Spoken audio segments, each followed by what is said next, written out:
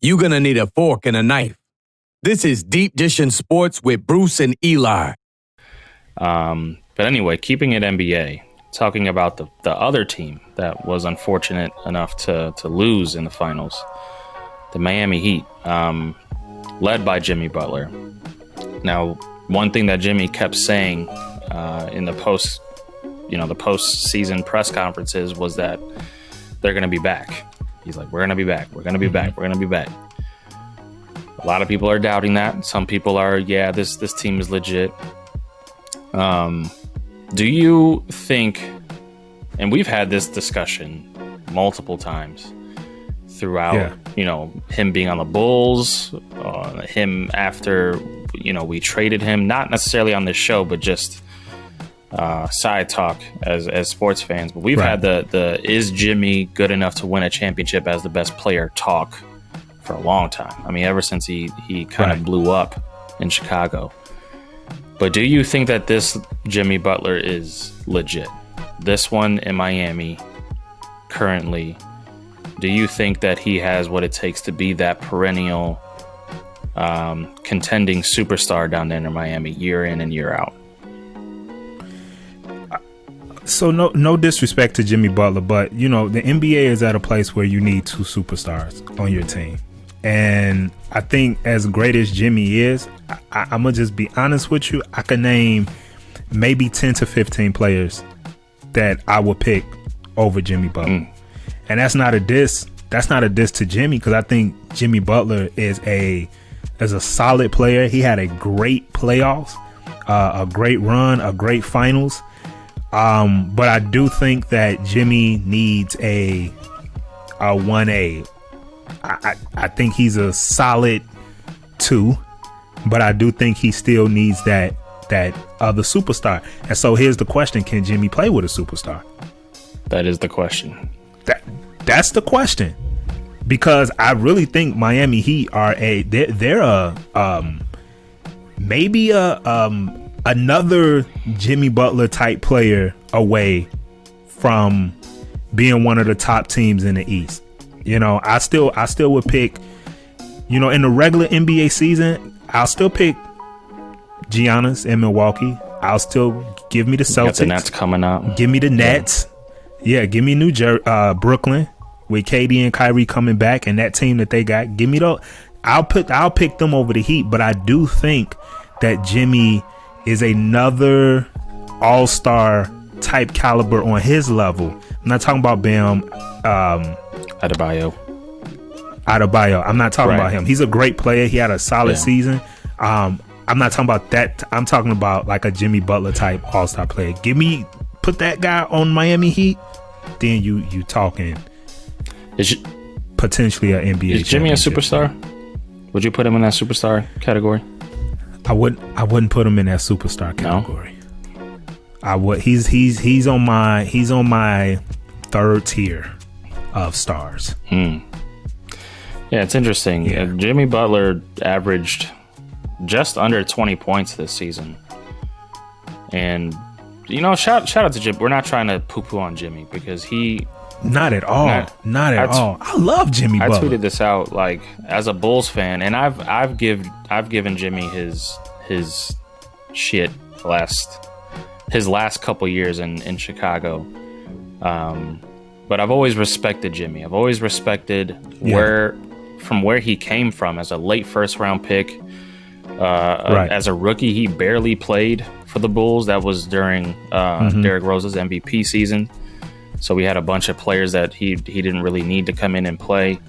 But I mean, from coming into because if you remember Jimmy, when he just started playing, he was a defensive specialist. That's what Thibodeau used him for. He used him to guard exactly the best perimeter player on the opposing team, and Jimmy didn't do a whole lot of scoring.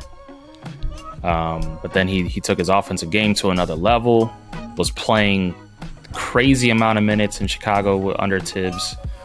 Bet on himself on that year where he turned down the contract with the Bulls, became a free agent, signed a huge deal after the first year that he became an all-star. So his game, I mean, like we've said, as Bulls fans, we've seen the come up. So we respect him. Oh yeah, so much. But we've been having that can Jimmy be the best player on a championship winning team talk for a while now. And as good of a year as he's had this year, taking that Heat team that no one expected to the finals. Yeah, man, I'm still up in the air with it. Because I mean, when you facing a team out of the West, you're either facing LeBron, or maybe that Clipper team if they can figure it out, and then you got Kawhi over there, and I mean you're facing when you get to the finals, you're facing superstar type talent, like probably multiple superstars, like you said. So yeah, I don't know. And again, like you said, man, it's like it's no slight to Jimmy Butler. Like you said, we've seen the come up. We've definitely seen the come up of Jimmy. So we're not sitting here, when man, like social media is so funny because when you disagree, you're a hater or you just oh my God. I got a question for you later that Bears fans gave me crap for, but sorry, go ahead, keep going. Okay, all right, and but Jimmy Butler, he's a solid player, all-star caliber player, but superstar, like when you think of the superstars in the NBA, you don't think of Jimmy Butler. Yeah, 100%. And speaking of his game, like his come up as a leader also has been great. Yeah. I mean, we talked about it a couple of episodes ago, but you asked me if Jimmy Butler's leadership kind of reminds you of Kobe Bryant, and 100%, like to see where he came from. And I can kind of see why it didn't really work out with the Bulls or the Sixers or the Timberwolves, because he's always been trying to incorporate this leadership style everywhere he's been. He just hasn't had the right organization to build around that.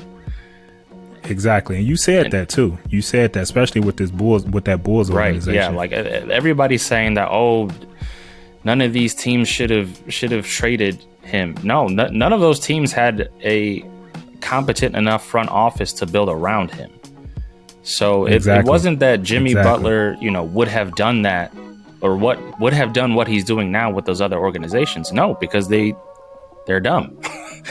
You have the Miami Heat with one of the best executives in basketball ever, in Pat Riley, one of the best head coaches in a game, in Eric Spoelstra, and then they built around that, and he's just in a perfect scenario. Yeah, man, this is why we do this show together, because you just literally no homo, but you took the words right out of my mouth. Pause.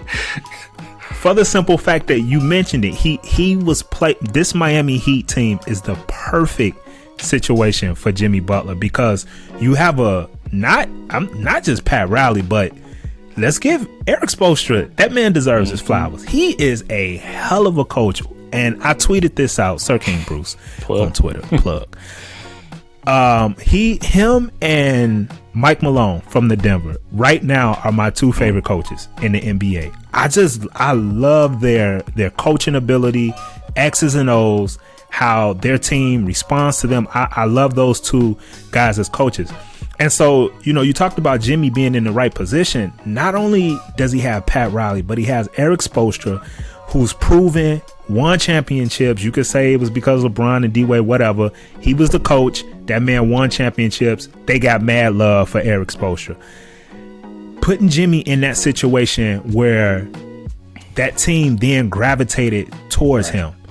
The rookies, the young, not the rookies, but Tyler Hero was a rookie, right? Not this year. Or was this? I think this is his second year. Okay. Yeah, but him, Bam, Duncan Robinson, you had the perfect blend of youth. You had Gordon Dragic, who was a great veteran. I mean, like you said, man, that was the perfect situation for Jimmy Butler. Whereas if you look at the team he had in Philly, Brown didn't know what the hell he was doing as a coach, and that was proven because he got fired. And then you had Joel Embiid and you had Ben Simmons, two just mentally, they're great players, but we don't know what they are mentally. You know what I'm saying? So you put Jimmy on a team like that. That's why he left that situation, or they didn't re-sign him or whatever. Right. Yeah. And then you go back to his Minnesota days. He had Tibbs as a coach, but then you look at the team that he had around him. Nothing but young cats.